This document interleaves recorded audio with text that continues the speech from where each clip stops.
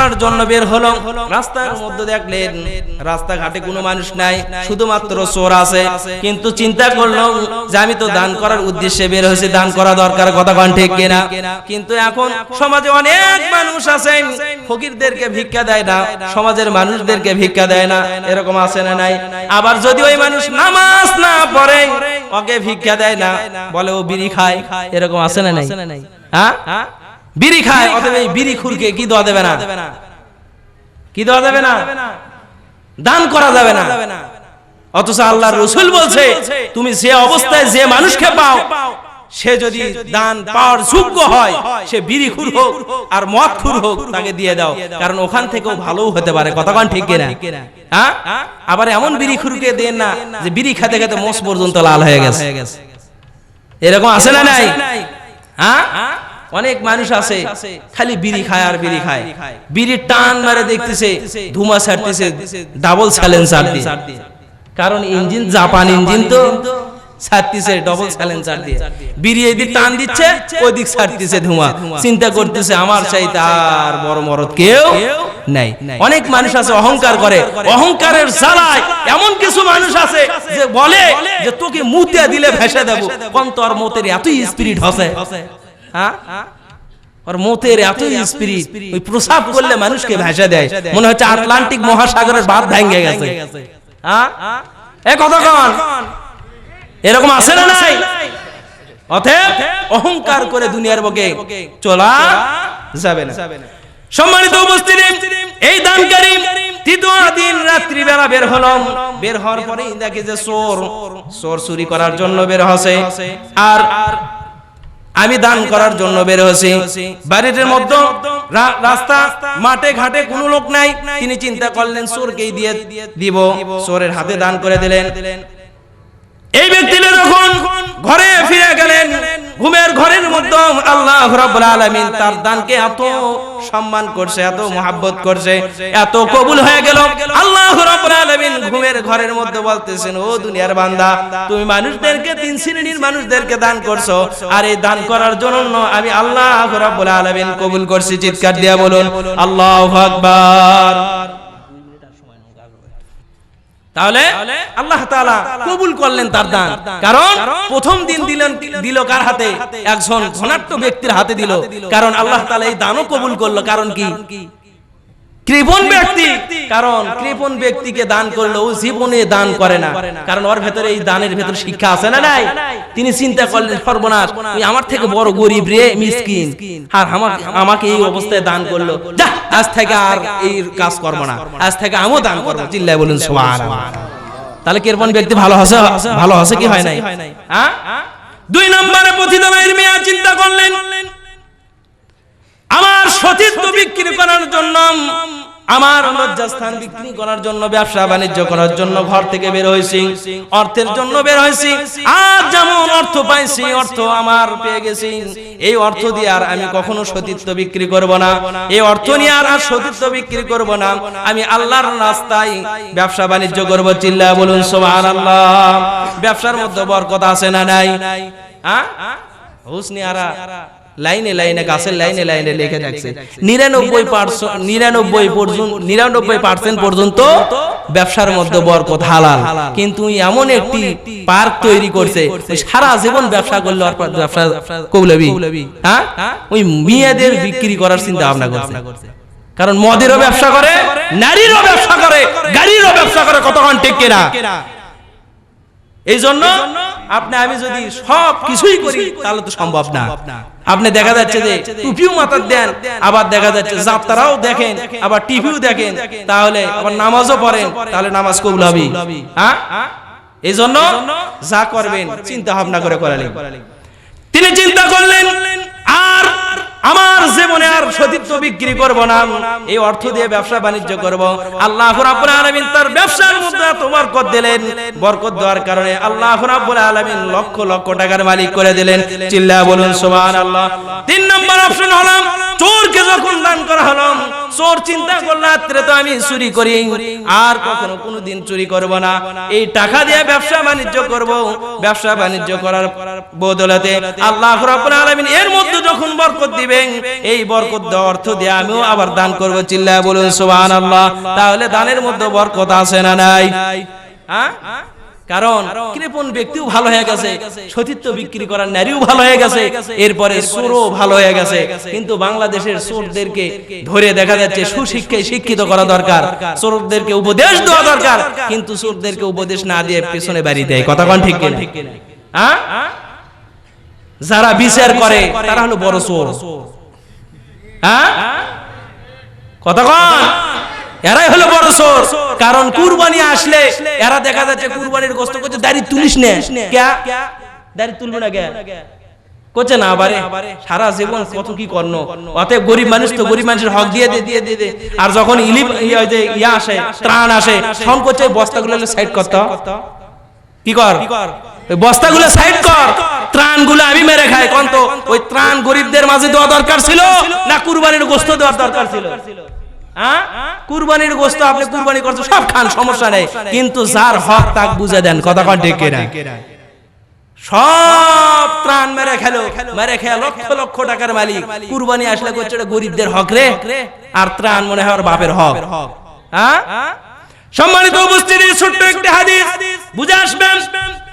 হযরত মা ফাতিমা রাদিয়াল্লাহু তাআলা তিনি অত্যন্ত অসুস্থর মধ্যে পড়ে গেলেন।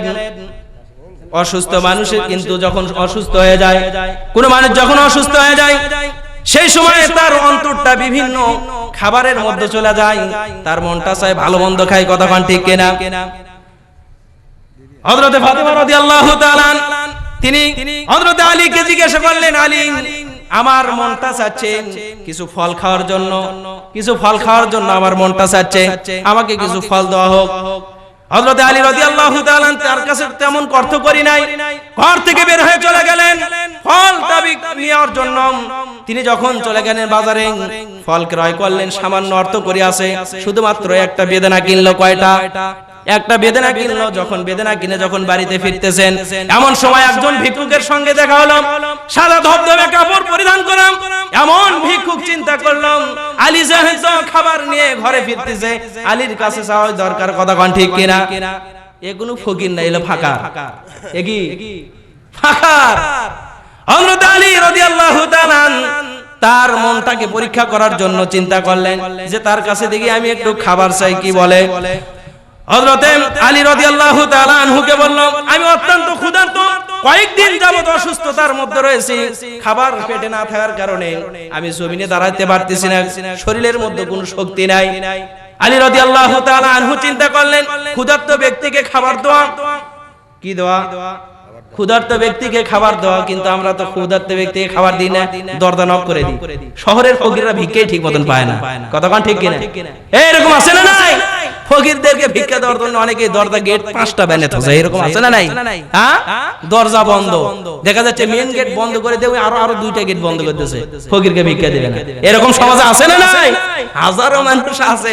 এখনই যদি এই মহল্লাতে বলে দিন, তাহলে কি বলবেন, হুজুর বাবা সব খোঁজ খবর রাখে রে। হ্যাঁ, হযরত আলী রাদিয়াল্লাহু তাআলা তিনি চিন্তা করলেন ক্ষুধার্ত ব্যক্তিকে খাবার দিতে হবে। তাকে বেদনা 4 ভাগ করে 1 ভাগ দিলেন, খাওয়ার সঙ্গে সঙ্গে শক্তি ফিরে আসলো ফকিরের। তিনি চিন্তা করলেন, আমি যদি 4 ভাগের 1 ভাগ খাওয়ার পর আমার শক্তি ফিরে আসলো, আমি যদি অর্ধেক খাই, আরেক ভাগ খাই, তাহলে আরো শক্তি ফিরে আসবে। 3 নম্বরে যদি আবার খাই, আরো শক্তি আসবে।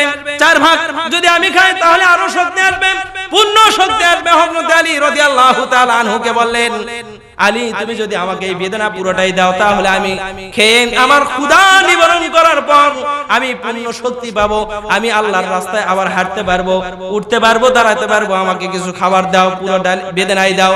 হযরত আলী রাদিয়াল্লাহু তাআলা তিনি আল্লাহর রাস্তায় দান করে দিলেন, পুরো বেদনা দিয়ে দিলেন। যখন বাড়িতে ফিরলেন, বাড়িতে ফেরার পর ফাতিমা রাদিয়াল্লাহু তাআলা আনহুকে দরজায় করাঘাত করলেন, ঠকা দিলেন, দরজা খুলে দেওয়া হলো।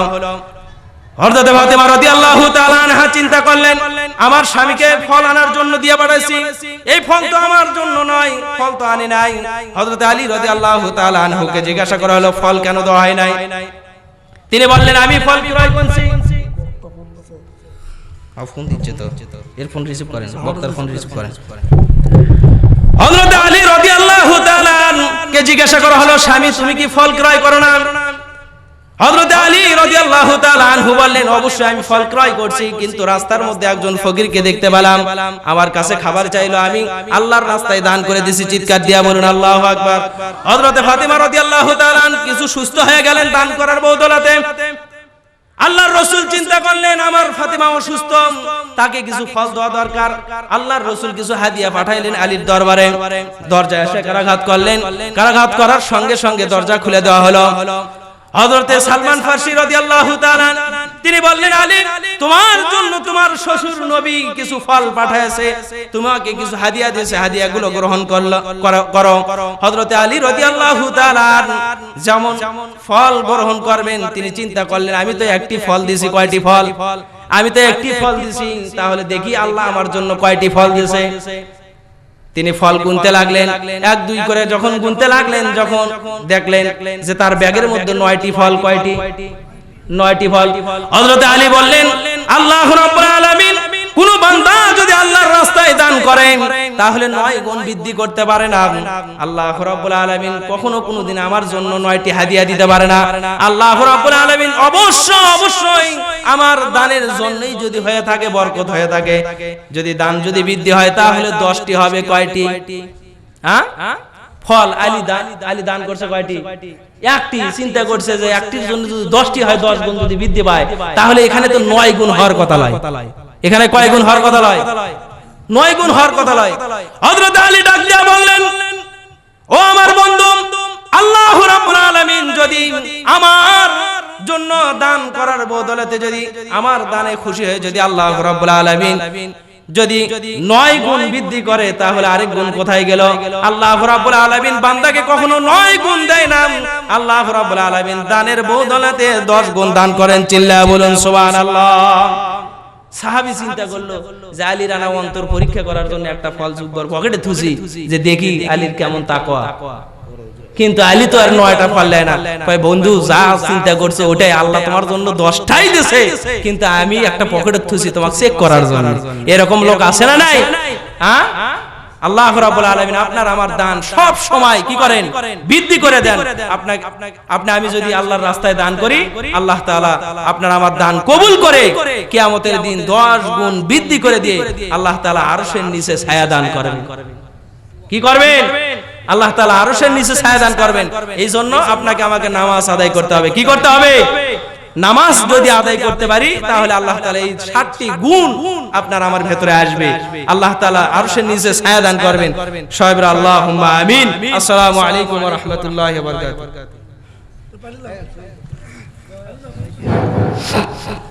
ধন্যবাদ।